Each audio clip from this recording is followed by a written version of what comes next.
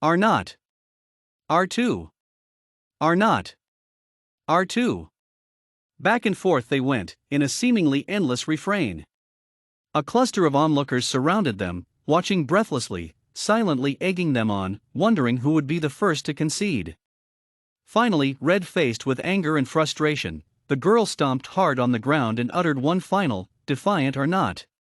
Prove it. The tone was snide, mocking her, daring her to back down before everyone. The challenge had to be accepted. To do otherwise would be an affront to her entire sex, an affront from which she could never see herself recovering. Tonight? Despite her valiant effort at seeming unbothered, there was a quiver in her voice. Her adversary scented victory. Smirking slightly, he straightened his back. Yeah? But of course. You don't have to do it if you're too scared. It's okay, we understand. She flushed, such an insult was not to be borne. I'll go, but you have to do it too. Momentarily his shoulders dropped, but then he recovered himself. Deal. Then he walked away with a swagger. A close observer would have seen the swagger transform into a slower, more uncertain walk as he rounded the corner, but there was no such observer, and, soon enough, the bell rang, sending them all scrambling back towards the school doors. There was nobody to notice the color leave the girl's face either as she trailed dejectedly behind her classmates. The fourth-grade history teacher noticed a distinct shift in the mood when the class returned from their lunch break. There was an air of tension. Girls and boys were shooting daggers at each other across the classroom. Amidst the sea of little faces, two pale ones stood out among the rest. The girl in the second row and the boy in the last row were both staring fixedly at the blackboard, ignoring everyone around them. Puzzled, she looked at the board. There was nothing of interest written on it. She wondered if she should address the problem. Then she shrugged, she was not paid enough to care. She would leave that to their class teacher. That night, the inhabitants of two houses slept fitfully, tossing and turning, waiting for the clock to chime 12 times and, simultaneously, praying fervently that it wouldn't. But, as goes that old adage, time marched on, quite unbothered by the anxieties of little children who make and accept dares without paying heed to the consequences of their actions. And so, at midnight, we find ourselves watching as a stair creaks, a window opens, and a boot tentatively sticks out into the air. It waves around for a while before making contact with the branch of the old oak tree. Then the rest of the body follows the boot as the girl slowly climbs over the windowsill and onto the branch. On the opposite end of town, the front door is quietly pushed open, and a little figure, bundled up in a coat and scarf, emerges stealthily, creeping along the edge of the wall and skirting around hedges, before reaching the main road and breathing a temporary sigh of relief. Admittedly, a graveyard is not the most welcoming of places. It becomes even less so on cloudy nights, when the comforting presence of the moon is hidden, but, if one foolishly stakes one's honor on it, there is nothing to be done but follow through and show up there at the hour. This particular graveyard was actually rather quaint during the day. The graves were all several decades old and were covered by wild grass and flowers. Headstones with faded writing stood lopsided, creepers twisting around them, and, when the sun shone just right, large pieces of colored glass placed strategically in the ground covered the place in a haze of rainbows. Unfortunately, when there's no sun, the plants form some remarkably hideous shadows, which, with very minimal prompting from the imagination, could very easily transform into the stuff of nightmares. Both reached the trysting place on time, and without incident. It took them a while to wrestle the gate open since the latch was slightly out of their reach. Faces set in a determined grimace and sweat dripping down their noses, they took turns struggling with their self-imposed task.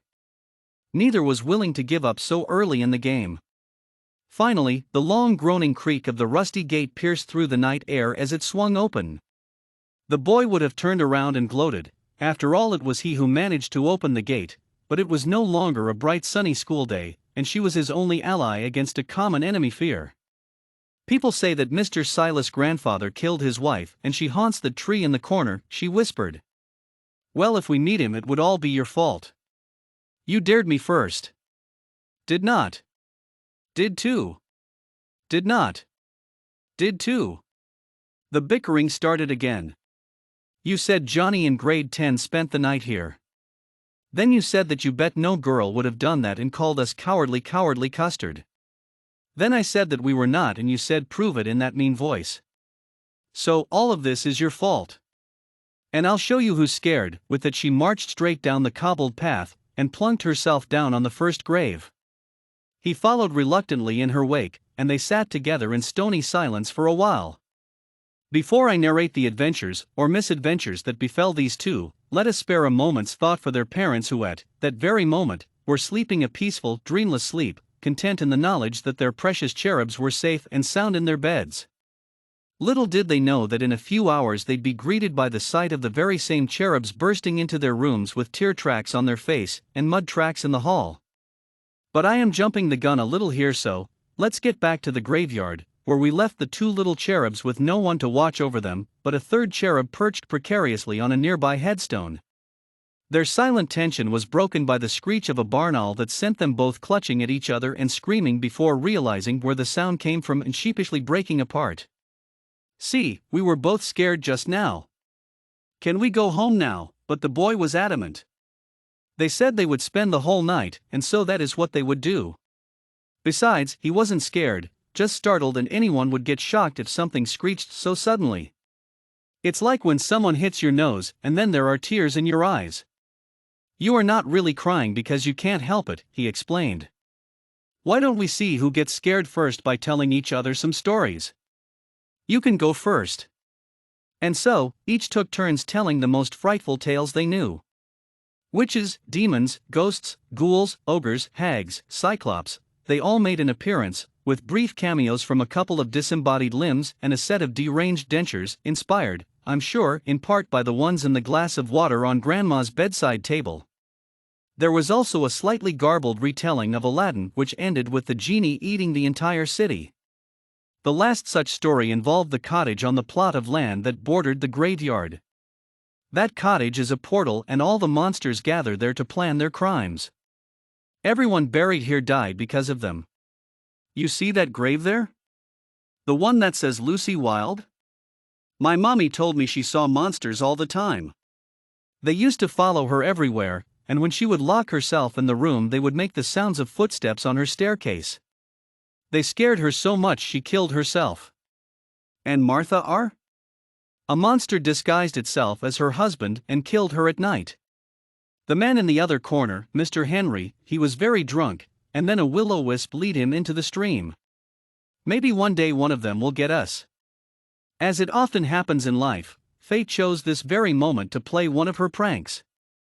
It was nearly morning and the door of the cottage opened, and the sweet old lady, who lived there, stepped out to hang her washing out to dry on the clothesline in her yard.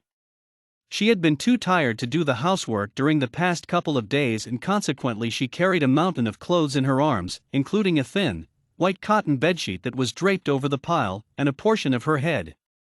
I am quite sure you can see where this is going. Naturally, to two children who had just spent the entire night scaring themselves witless, the sight of a ghostly figure making its way through the morning mists, seemingly heading in their direction, was the last straw. Screams of terror rent the air as both children bolted in opposite directions. In a moment of temporary insanity, or perhaps bravery, the little boy charged straight at the ghost, while yelling furiously, and drove his head straight into the old woman's midriff, knocking the wind out of her. He continued his headlong flight without pause, while the old lady spluttered angrily on the ground, her laundry scattered about her. Meanwhile, the little girl had already fled, screaming shrilly as she sprinted down the streets towards home. In her wake she left several confused neighbors, in various states of dishevelment, who were peeking from windows and doors to see what the commotion was all about. School that day was a quiet affair. Both parties were severely sleep-deprived, and having been thoroughly scolded for their behavior, were unusually meek and well-mannered. This reticence, however, lasted all of one day, because the very next morning their classmates were being regaled with embellished tales of their night in the graveyard, although the question of who was braver, the boys or the girls, was never truly resolved.